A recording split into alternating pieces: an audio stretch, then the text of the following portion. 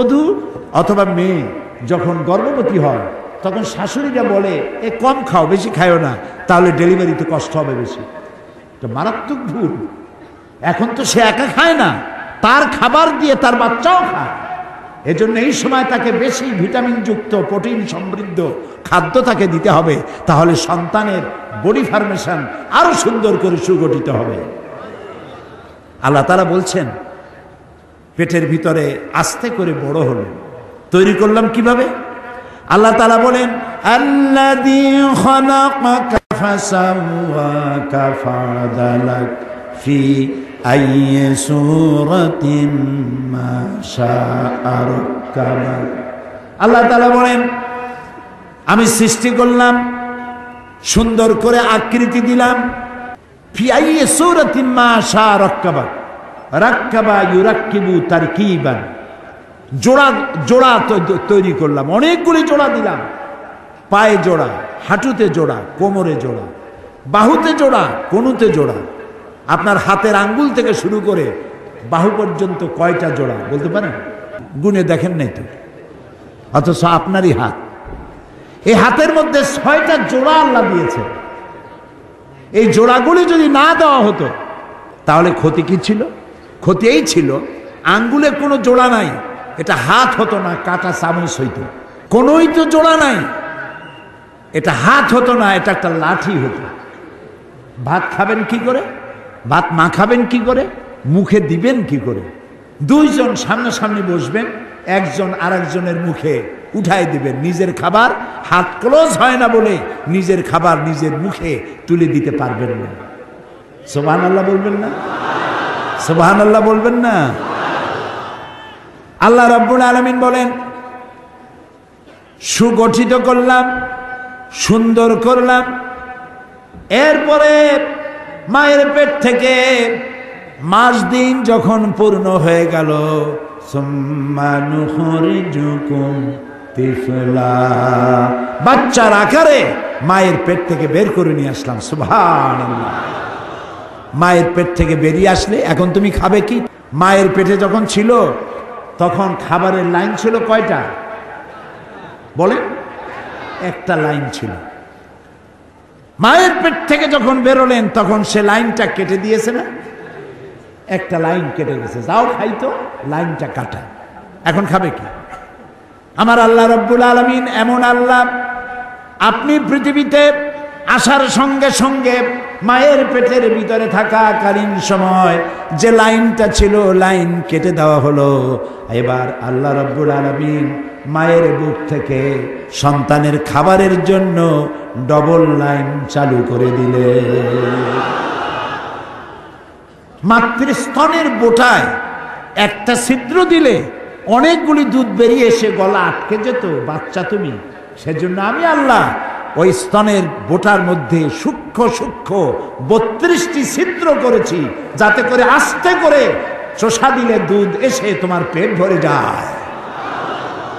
আর এই দুধ শুধু দুধ নয়, বাচ্চা পৃথিবীতে আসলে 6 মাসের ভিতরে পানি খাওয়াবার কোনো প্রয়োজন নাই।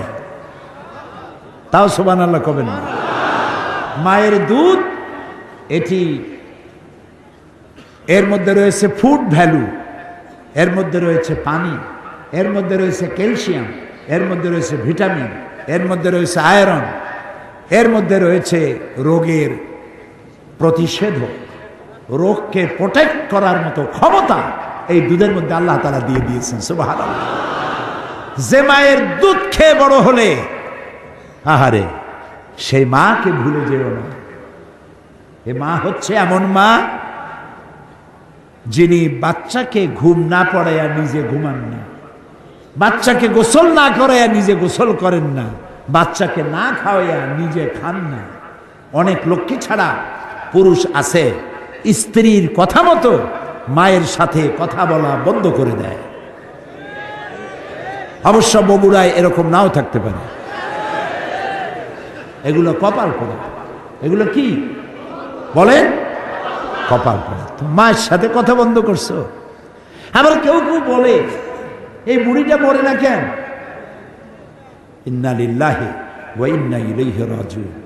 মায়েরে মরতে কও, তোমার যখন অসুখ হয়েছিল, টাইফয়েড হয়েছিল, চিকিৎসায় কাজ হয় না, সবাই ঘুমায় গেছে, তোমার মা তোমার কাছে বসে তাহাজ্জুদের নামাজ পড়ে সূরা ইয়াসিন তেলাওয়াত করে চোখের পানি দিয়া বুক ভাসাইছে আর বলেছে, আল্লাহ আমার জীবনের বিনিময় আমার বাসারে তুমি বাঁচাইয়া দাও, আমার কলিজার টুকরা সন্তানটাকে দয়া করে তুমি বাঁচাইয়া দাও। যে মা গভীর রাত্রে তোমার জন্য নিজের জীবনের বিনিময় বাঁচার জন্য দোয়া করলেন, সেই মাকে বলো বুড়ি মরে না কেন?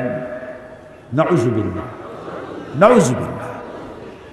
প্রিয় ভাই সব, মা হচ্ছে একটা অক্ষর মা।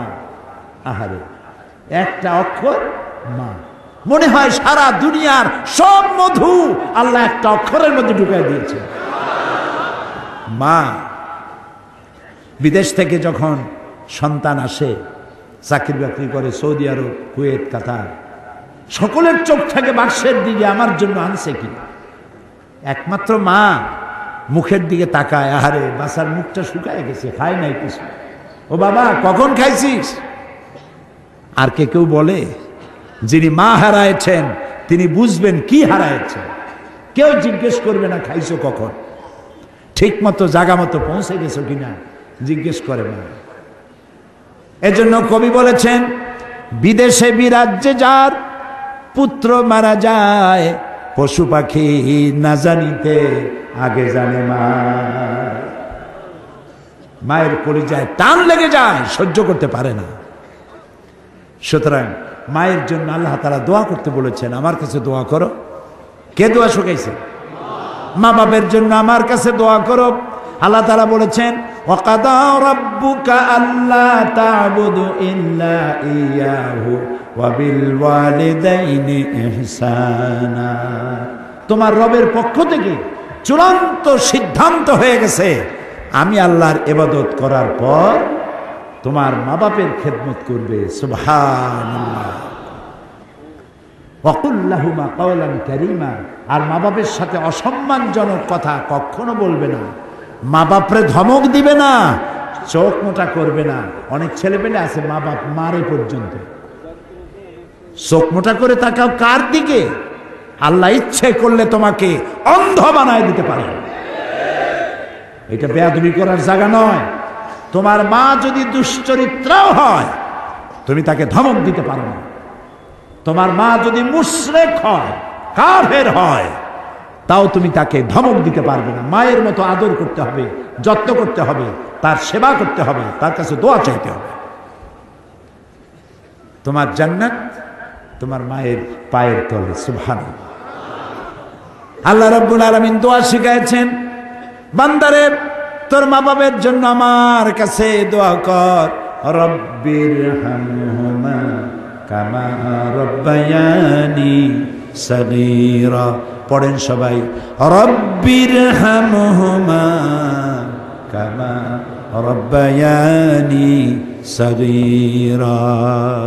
আল্লাহ তাআলা আমার মা বাপ আমার অসহায় কালে আমাকে যে যত্ন করেছেন। আমরা অসহায় ছিলাম না, ক্ষুধা লাগলে বলতে পারতাম না যে মা ক্ষুধা লাগছে। পৌষ মাসের শীতে পেশাবের মধ্যে পড়ে আছি, পায়খানার মধ্যে পড়ে আছি, আমি বলতে পারি না যে আমি কষ্টে আছি। তা আমার অসহায় কালে আমাকে মারে নাই, ধরে নাই, আছাড় মারে নাই, আমাকে যত্ন করেছে। আহারে, আয় আল্লাহ, আমার অসহায় সময় যে মা বাবা আমাকে যত্ন করলেন, আদর করলেন, আমার মা বাবা আজ বার্ধক্যে পৌঁছে গেছে অথবা মারা গেছে, তাদেরকে তোমার রহমতের কোলে লালন পালন করো। প্রিয় ভাই সব, মা বাপের খেদমতের ওয়াজ করা আজকে আমার বিষয় না। আমার বিষয় ছিল মানব সৃষ্টি রহস্য। দেখুন, আমাদের দেশে বিয়ের পরে যদি সন্তান 6 মাসের মাথায় যদি সন্তান হয়, লক্ষ্য করে শুনতে হবে, তা নাহলে কিন্তু মিস করবেন। বিয়ে করেছে, 6 মাসের মাথায় গিয়ে বাচ্চা হয়েছে। শ্বশুর শাশুড়ি তো দূরের কথা, স্বামীও চিন্তা করে যে এই বাচ্চা বোধহয় আমার না, এত তাড়াতাড়ি বাচ্চা হইল কেন? কি বল? এখন বিজ্ঞানীরা বলছে যে না, 6 মাসের ভিতরে যদি সন্তান হয় তা তার স্বামীর সন্তান। বলতেছে বিজ্ঞান, কিন্তু কোরআন বলেছে ১৫০০ বছর আগে। কি বলেছে? আল্লাহ রাব্বুল আলামিন বলেন ওয়া হামলুহু ওয়া ফিসালুহু সালাসুনা শাহরা। হামলুহু ওয়া ফিসালুহু, গর্ভধারণ আর দুগ্ধপান সব মিলে 30 মাস। কে বলতেছেন? আল্লাহ। সব মিলে কয় মাস? 30 মাস। দুধ খাওয়াবে কয় মাস? হাওলাইনে কামিলাইন, 2 বছর। 2 বছরে কয় মাস হয়?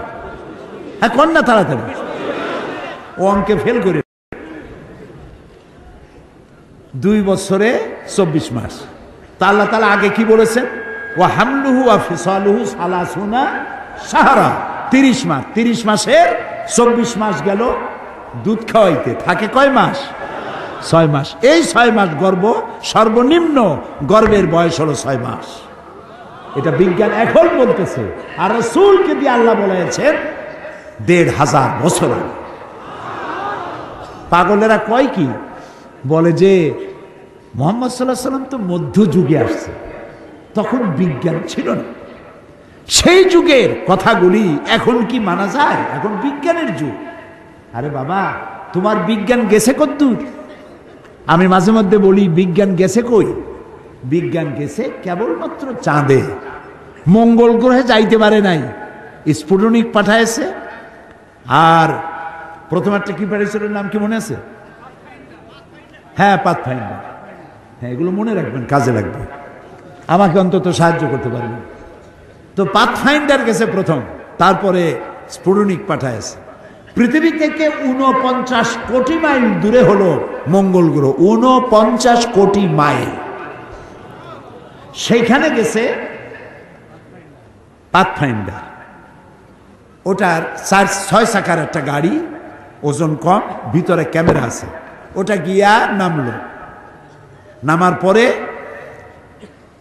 সেখানে বসে সে ছবি উঠাচ্ছে মঙ্গল গ্রহে, আর ছবিগুলিকে ট্রান্সমিট করছে ওয়াশিংটনে অথবা হিউস্টনে, নাসায়।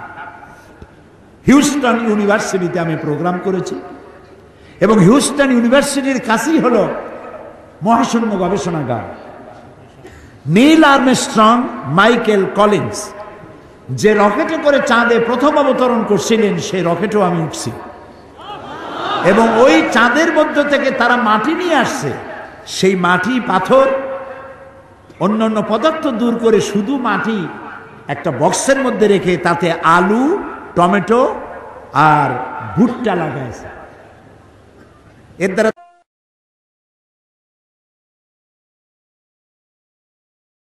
তাহলে দেখেন বিজ্ঞান আর কোরআন কত দূরে। তবে বিজ্ঞান আস্তে আস্তে কোরআনের কাছেই আসতে হবে, আসতেছে আসতেছে।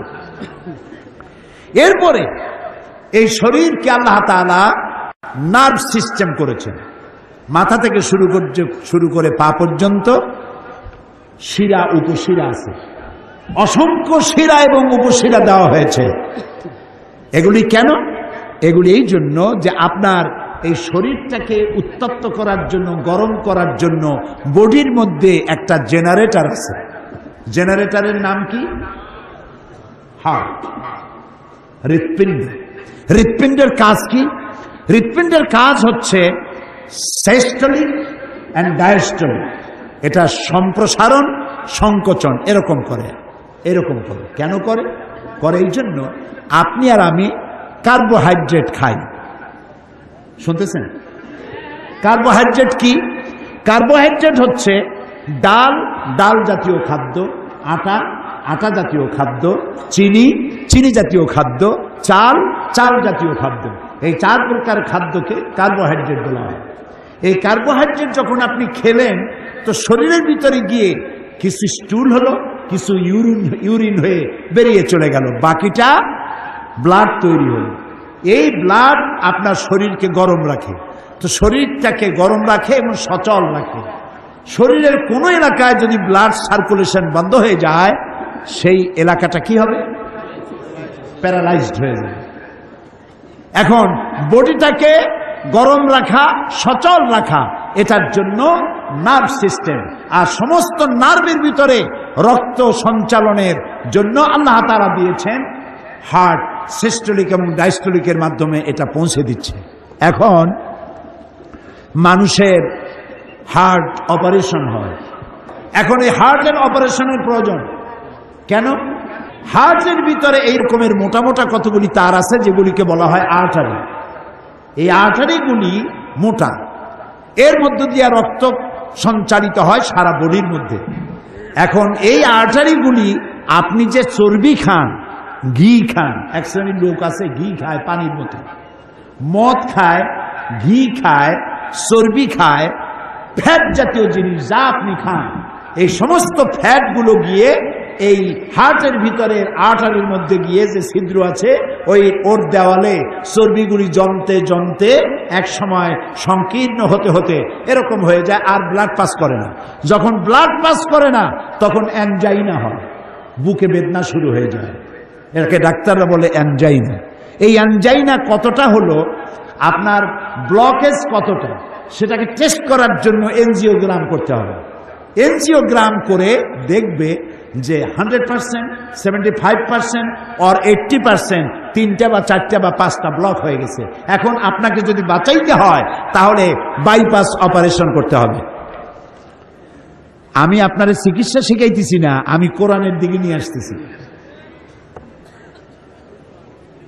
বাইপাস অপারেশন করার পর ব্লক হয়ে যাওয়া, বন্ধ হয়ে যাওয়া রগগুলি আর্টারি কেটে নতুন রগ, নতুন আর্টারি লাগাতে হবে। ওটা গরুর কাছ থেকে নেওয়া যাবে না, ওটা ছাগলের কাছ থেকে নেওয়া যাবে না। আল্লাহ রাব্বুল আলামিন এমন মহাবিজ্ঞানী, যিনি মানুষের রানে, উরুতে আর হাঁটুর নিচে এবং হাতের ভিতরে কিছু স্পায়ার পার্টস হিসাবে কিছু রগ আলাদা করে রেখেছেন। অপারেশনের সময় ডাক্তার ওই সব জায়গা থেকে রগ কেটে নিয়ে হার্টের মধ্যে লাগায় দিয়া আবার নতুন করে রক্ত সঞ্চালনের ব্যবস্থা করে দেয়। সুবহানাল্লাহ। কিডনি লাগবে একটা, আল্লাহ দিয়েছেন 2টা। কয়টা লাগবে? একটা হলে হয়, কিন্তু আল্লাহ দিয়েছেন 2টা। বেশি করে পানি খাবেন। বেশি করে কি খাবেন? পানি। বেশি পরিমাণ পানি খাবেন। যত বেশি পানি খাবেন আপনার কিডনি তত সচল থাকবে, সজীব থাকবে। পানি খাবেন আর আলহামদুলিল্লাহ করবেন, আর বলবেন আল্লাহ মৃত্যুর সময় যেন পানির কষ্ট দিও না। সুবহানাল্লাহ, সুবহানাল্লাহ। আল্লাহর নবী বলেছেন মৃত্যুর সময় মালাকুল মউতকে দেখার পরে এমন পানির পিপাসা হবে, মানুষ বলবে আয় আল্লাহ 7টা সমুদ্রের পানি যদি পান করতে পারতাম, যে পিপাসা লেগেছে এ পিপাসা নিবারণ হতো না। মানুষেরা বোঝে না, সেই জন্য বলে কোন নেতা যখন হসপিটালে অসুস্থ হয়, কয় যে নেতা হসপিটালে মৃত্যুর সঙ্গে পাঞ্জা লড়িতেছে। হ্যাঁ, মৃত্যুর সাথে পাঞ্জা লড়বা তুমি? মালাকুল মউত দেখলে তো তোমার কলিজা ঠান্ডা, হিম শীতল হয়ে যাবে মালাকুল মউতকে দেখলে। প্রিয় ভাই সব, আল্লাহ রাব্বুল আলামিন এই শরীরটাকে বাঁচাবার জন্য যা যা প্রয়োজন সব আপনার আমার সাথে দিয়ে দিয়েছেন। আল্লাহু আকবার। এরপরে ব্রেন, এই মাথা, বলেন তো কি? মাথা। এই মাথার মধ্যে দিয়েছেন ঘিলু। ঘিলু বা ব্রেন খাইছেন আপনারা? আরে আল্লাহ রে, আমি কি মানুষের গিলু খাইতে কইছি? গরুর গিলু খান নাই? ছাগলের ব্রেন খান নাই? তো কথা কইতে ভয় পান কেন? মানুষের গিলু কেন খাবেন? এই যে ঘিলু, ব্রেন, এই ব্রেনের ভিতরে রয়েছে অসংখ্য সেল। একটার কাজ হলো মেমোরি, আপনি যা শোনেন তা মুখস্থ করার জন্য একটা সেল। আর একটা হলো মেমোরি, একটা দুঃখ, একটা সুখ, একটা অনুভূতি, নানান ধরনের কাজ এখানে করে। আপনার পিঠের ভেতরে মশায় যদি কামড় দেয়, সেই কামড়ের অনুভূতির সাথে সাথে আপনার এই অনুভূতিটা ব্রেনে চলে গেল। ব্রেন হাতের কাছে ফ্যাক্স পাঠায় দিল, আর হাত ঠাস করে আঘাত দিল পিঠের উপরে, মশার বংশ সাফ হয়ে গেল। অথচ এই সিদ্ধান্ত নিতে সময় লাগলো না 5 মিনিটও, 1 মিনিটও। সুবহানাল্লাহ।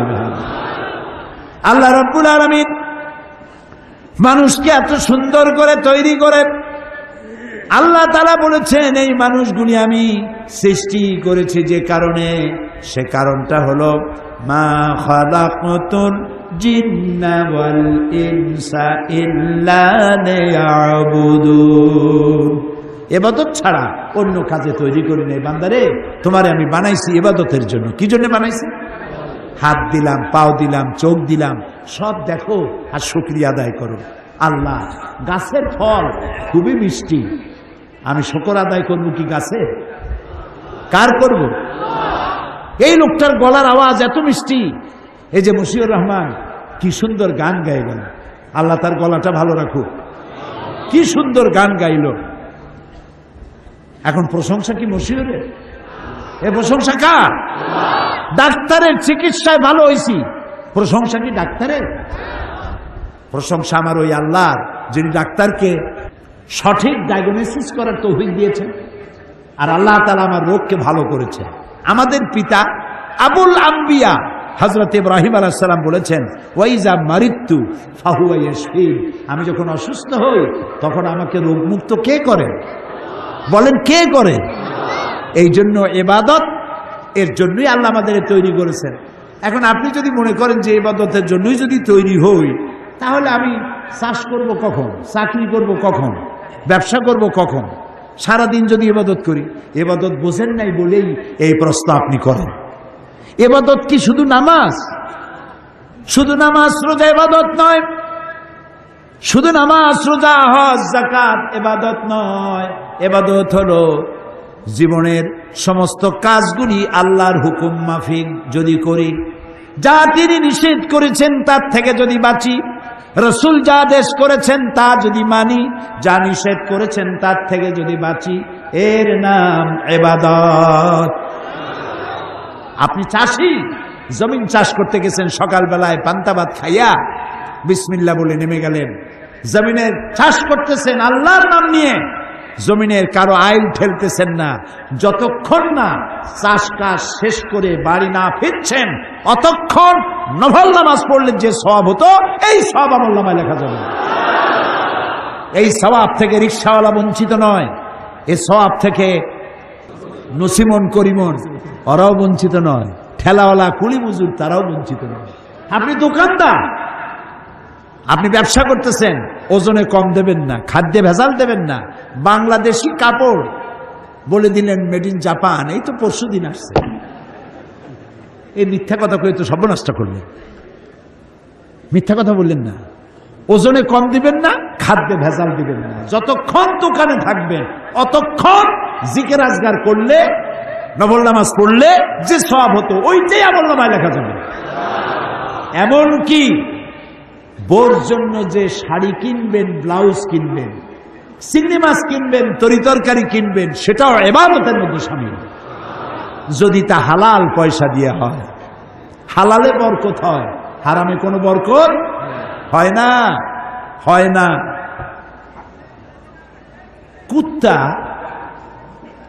বগুড়ায় কি কুত্তা কয় না কুকুর কয়? দুটাই বলে। আচ্ছা, কুত্তায় বাচ্চা দেয় কয়টা বছরে? হ্যাঁ, 7টা 8টা 10টা। ওর তো ফ্যামিলি প্ল্যানিং নেই, জনমের মতো হয়, জনমের মতো হয়, মরেও জনমের মতো। যদি যত কুত্তা হয় সবগুলি যদি বাঁচত, আপনারা মাহফিলে কুত্তার জ্বালায় আসতেই পারতেন না। যেমন হয় তেমন মরে। গাভী প্রতি বছর বাছুর দেয় কয়টা? মাত্র একটা। আর মুসলমানেরা যা খাওয়া খায়, তারপরেও হিসাব করেন, গণনা করেন, জরিপ চালান, কুত্তা বেশি না গরু বেশি? গরু বেশি। কারণ কুত্তা হারাম, গরু হালাল, সেই জন্য ওটাই বরকত নাই, এটাই বরকত আছে।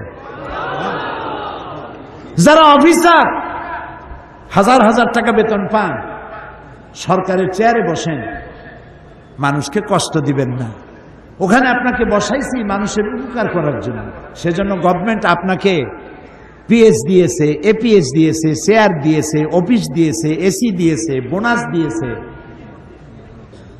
বেতন দিয়েছে, সব দিচ্ছে। এরপরে আবার জনগণের ফাইল আটকাইয়া তারপরে টাকা আদায় করেন।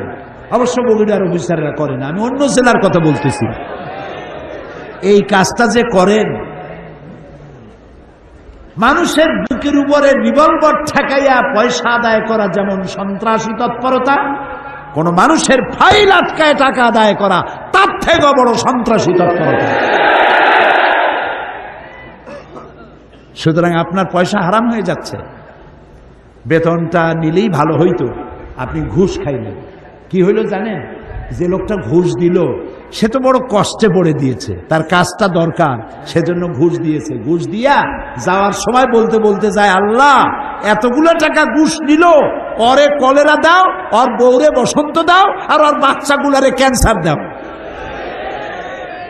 এই জন্য শান্তি পাবেন না ঘুষ যারা খান।